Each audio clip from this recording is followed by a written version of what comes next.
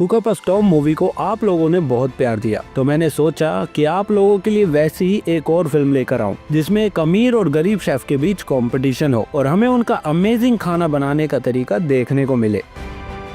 तो इस फिल्म की शुरुआत में हम पॉल नाम के एक शेफ को देखते हैं जो कि एक हंगर नाम के रेस्टोरेंट को ऑन करता है। पॉल की पूरी टीम किचन में जल्दी जल्दी काम कर रही होती है और पॉल के आने से पहले सब कुछ प्रिपेयर करके रखती है। पॉल अपने काम में कोई भी गलती बर्दाश्त नहीं करता और उसे सारी चीज एकदम परफेक्ट और टाइम पे चाहिए होती है और अपनी इन्हीं सब चीजों की वजह से वो पूरे शहर के अमीर लोगों के बीच बहुत मशहूर है। फिर एक दिन पॉल एक पार्टी में गेस्टों के सामने ही खाना बनाता है और उन्हें सर्व करता है। फिर वो लोग आगे बढ़ते हैं और खाने को टेस्ट करते हैं। सबको खाना इतना टेस्टी लगता है कि वो लोग बड़े ही अजीब तरीके से खाने लगते हैं और उन्हें ऐसे खाता देख पॉल बहुत खुश होता है क्योंकि पॉल चाहता है कि लोग हमेशा उसके बनाए खाने के लिए भूखे रहे। इसके बाद हम एक ओए नाम की लड़की को देखते हैं जो अपने गरीब से फैमिली रेस्टोरेंट में शेफ है और ये लोग सिर्फ नूडल्स बनाते हैं। फिर इन्हीं के रेस्टोरेंट में हम टोनी को देखते हैं जो ओए के बनाए हुए नूडल्स को खाकर उससे बहुत इम्प्रेस होता है और उसको अपना विजिटिंग कार्ड देता है। दरअसल टोनी हंगर में काम करता है जो कि पॉल का रेस्टोरेंट है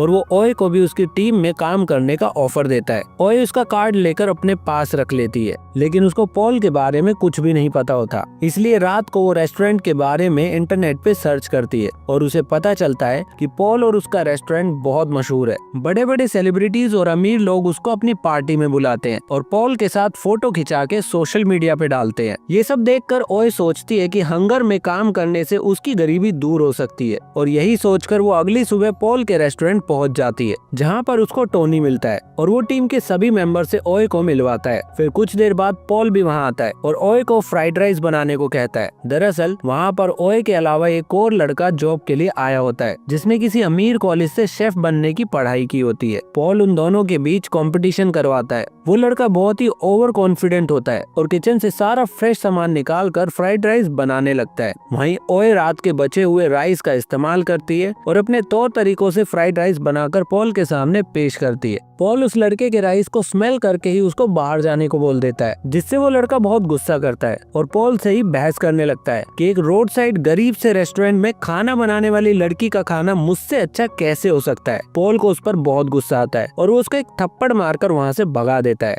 फिर वो ओए से पूछता है, क्या तुम्हें आग से काम करना आता है? ओए कहती है, हाँ। फिर वो लोग ओए को अपने रेस्टोरेंट की ड्रेस देते हैं और टोनी उसको सब टीम मेंबर्स के काम के बारे में बताता है। तभी शेफ पॉल फिर से किचन में आता है और सबको अपनी नेक्स्ट पार्टी के बारे में बताता है कि वो लोग एक मिनिस्टर के बर्थडे में खाना बनाएंगे जिसकी थीम मीट और ब्लड होगी। वो सबको उनके काम बताता है और ओए को भी एक काम देता है जिसमें उसको मीट के बहुत ही पतले स्लाइस करके उसको पकाना होता है। पॉल उसको एक स्लाइस करके भी दिखाता है और फिर ओए को करने को कहता है, लेकिन ओए के लिए ये सब कुछ बहुत नया होता है और वो ठीक से कर नहीं पाती। उधर पॉल भी उसके सर पर खड़ा होकर उसको बहुत डांट लगाता है। वो बहुत ट्राई करती है लेकिन फिर भी उससे वो काम ठीक से नहीं होता। पॉल उस पर बहुत गुस्सा करता है और कहता है, तुम्हें इसकी प्रैक्टिस करनी होगी और वो भी तब तक जब तक तुम इसे परफेक्टली बना ना लो। कल की पार्टी में तुम ही ये सब बनाओगी और वहाँ पर अगर तुम फेल हुई तो वहीं से अपने घर चली जाना। ओए को ये सब बहुत बुरा लगता है और वो डिमोटिवेट होकर अपने घर वापस जाने लगती है, लेकिन तभी वो याद करती है कि उसको अपनी गरीबी दूर करनी है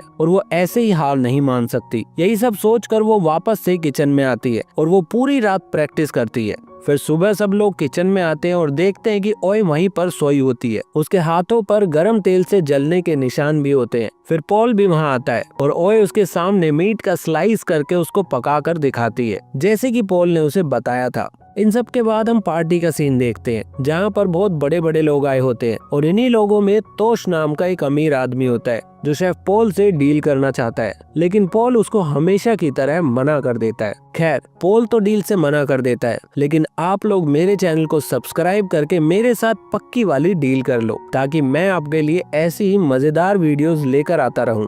इसके बाद पॉल ओए इस इवेंट को लीड करने को कहता है और वो सबके सामने मीट के स्लाइस करके उसको पकाकर दिखाती है जिसे देखकर सब लोग उसके लिए तालियां बजाते हैं। फिर जब सब लोग खाना खाने में व्यस्त हो जाते हैं तब टोस ओए के पास आता है और उसको अपना विजिटिंग कार्ड देकर कहता है, तुम्हें कभी भी काम की जरूरत हो तो मुझे कॉल करना। फिर इस दिन के बाद से ही ओए हंगर टीम का एक पार्ट बन जाती है और टोनी उसे अपने साथ लेकर खाना बनाने के लिए ताजा मछलियाँ लेने जाता है और उसे बताता है कि शेफ पॉल भी यहीं से ताजा मसाले और मछलियाँ लेकर जाते थे और अब उन्होंने टोनी को ये जिम्मेदारी दी हुई है। फिर अगले दिन पॉल आकर अपनी टीम को नेक्स्ट इवेंट की इन्फॉर्मेशन देता है और सबको काम पर लगा देता है, लेकिन ओए को वो कोई भी काम नहीं देता। ये देखकर ओए पॉल के पास जाती है और उससे अपने लिए काम मांगती है, लेकिन पॉल उसे बर्तन धोने और किचन की साफ सफाई का काम देता है, जिसे सुनकर ओए कहती है, मैं ये सब काम करने नहीं आई हूँ यहाँ, मुझे खाना बनाना सीखना है। ओए की ये बात सुनकर पॉल उसे सब्जी काटने को बोलता है और कहता है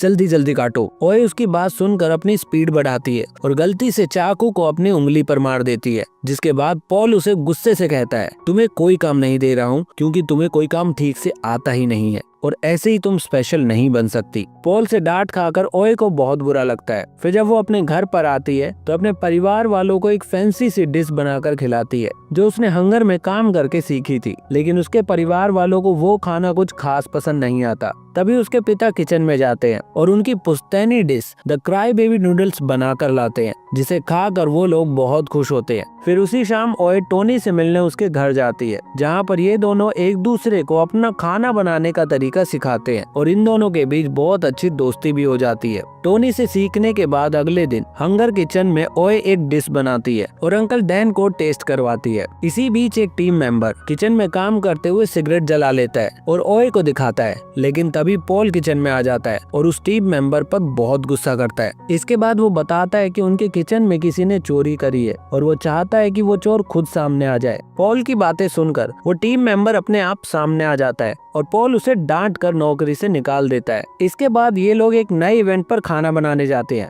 जहाँ पर एक छोटी सी फैमिली होती है जिसमें माता पिता और उनकी एक छोटी बच्ची होती है। इस इवेंट को ओए लीड करती है और उनको खाना सर्व करती है। तभी टोनी पॉल के पास आता है और उसको सूप टेस्ट करने को बोलता है, लेकिन जैसे ही पॉल उस सूप को टेस्ट करता है तो वो गुस्से में उस सूप को फेंक देता है और जल्दी से टैप वाटर से एक रेडीमेड सूप बनाकर उस फैमिली को सर्व करता है। फिर ये इवेंट खत्म होने के बाद पॉल अपने किचन में जाकर अपनी टीम से पूछता है कि वो सूप किसने बनाया था, तो उसे पता चलता है कि वो सूप उसी के टीम मेंबर अंकल डैन ने बनाया था। दरअसल उस सूप में प्रॉन्स मिलाए हुए थे, जिसको झींगा मछली भी बोलते हैं, और प्रॉन से उस छोटी बच्ची को एलर्जी थी, जिससे उसकी जान भी जा सकती थी। और यही कारण था कि पॉल को इतना गुस्सा आ रहा था, क्योंकि अगर ऐसा कुछ हो जाता तो उसका नाम खराब होने के साथ साथ उसको जेल भी हो सकती थी। पॉल अंकल डैन पर भी अपना गुस्सा निकालता है, लेकिन अंकल डैन अचानक से पॉल के पेट में चाकू मारकर किचन से भाग जाते हैं। ये देखकर उसके बाकी टीम मेंबर पॉल को तुरंत हॉस्पिटल में एडमिट करते हैं। पॉल की जान बचा ली जाती है, लेकिन हॉस्पिटल का खाना पॉल को जरा भी पसंद नहीं आता।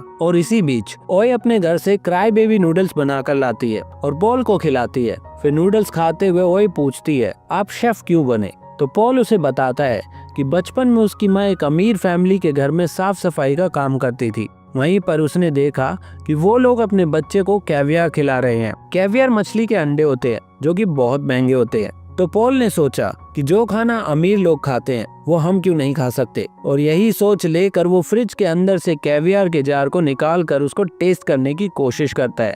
लेकिन तभी मालकिन के लड़के ने उसे पकड़ लिया और उसके हाथ से वो जार टूट गया, जिसकी कीमत पॉल की माँ ने उस अमीर फैमिली के यहाँ कई महीनों तक फ्री में काम करके चुकाई। इसके बाद जब पॉल ने जमीन से उठाकर कैवियर को टेस्ट किया तो वो बहुत हैरान हुआ, क्योंकि उसका टेस्ट बहुत ही बुरा था। और वहीं से उसे समझ आया कि अमीर लोग जो भी खाते हैं वो अपने सोशल स्टेटस को दिखाने के लिए खाते हैं, न कि टेस्ट के लिए। और उसी दिन से उसने सोच लिया कि वो बड़ा होकर शेफ बनेगा, जिसके खाने के लिए ये अमीर लोग तरसेंगे। फिर पॉल से मिलने के बाद ओए को पता चलता है कि उसके पिता भी हॉस्पिटल में एडमिट है।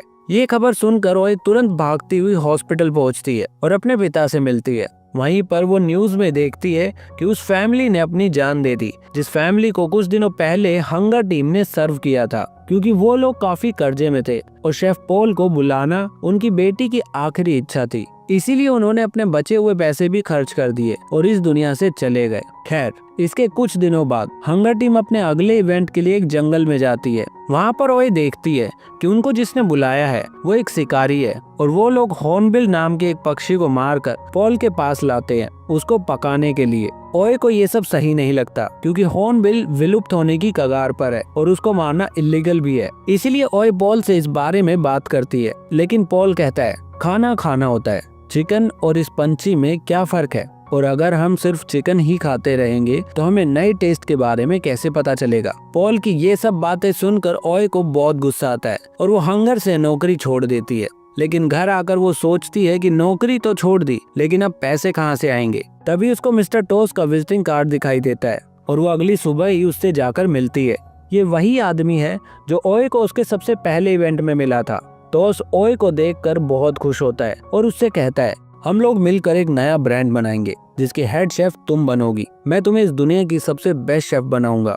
फिर हम देखते हैं कि टॉस ओए पर बहुत पैसा इन्वेस्ट करता है और एक फ्लेम नाम का नया ब्रांड बनाता है जिसकी मेन शेफ ओए होती है।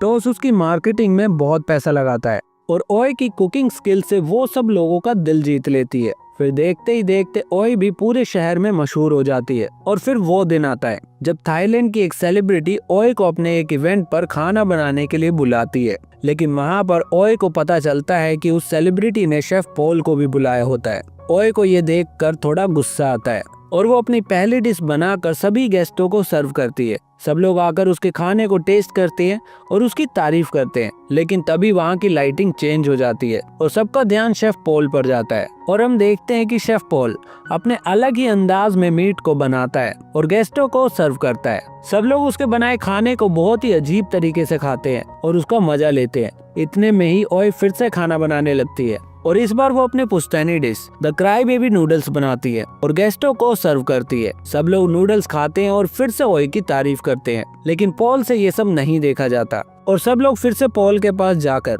अजीब तरीके से उस सूप को पीने लगते हैं। और पॉल ओए के पास आता है और उससे बात करता है, लेकिन तभी अचानक से पुलिस वहां आ जाती है और पॉल को पकड़कर वहां से ले जाने लगती है। ये देखकर सब लोग हैरान होते हैं, लेकिन तभी सबके फोन में एक वीडियो आती है जिसमें शेफ पॉल हॉर्नबिल बर्ड को मारकर उससे खाना बना रहा होता है जो कि इलीगल है। ये देखकर पॉल को ओए पर बहुत गुस्सा आता है और वो उसको बहुत भरा बुरा बोलते हुए पुलिस के साथ वहाँ से चला जाता है। दरअसल वो वीडियो क्लिप टोनी ने पुलिस को शेयर की होती है ताकि शेफ पॉल जेल चला जाए और ओए को सारी लाइमलाइट मिल जाए, लेकिन ओए को ये सब बिल्कुल पसंद नहीं आता। वो सोचती है कि लोग फेमस होने के लिए क्या कुछ नहीं करते और वो ये भी सोचती है कि यहाँ तक पहुँचने के लिए उसने कितना सेक्रीफाइस किया है, लेकिन इन सब का क्या फायदा जब उसके पास आखिरी में कोई भी ना बचे। वो अपने परिवार वालों से भी मिल नहीं पाती। यही सब सोचते हुए ओए वापस अपने घर आती है और रोती हुई अपने पिता को गले लगा लेती है। फिर वो डिसाइड करती है कि वो ये सब काम छोड़कर अपने फैमिली रेस्टोरेंट पर ही काम करेगी और कम पैसों में अपने परिवार वालों के साथ खुश रहेगी। और इसी के साथ ये फिल्म यहीं पर खत्म हो जाती है। तो आपको आज की फिल्म और मेरी एक्सप्लेनेशन कैसी लगी कमेंट करके जरूर बताना।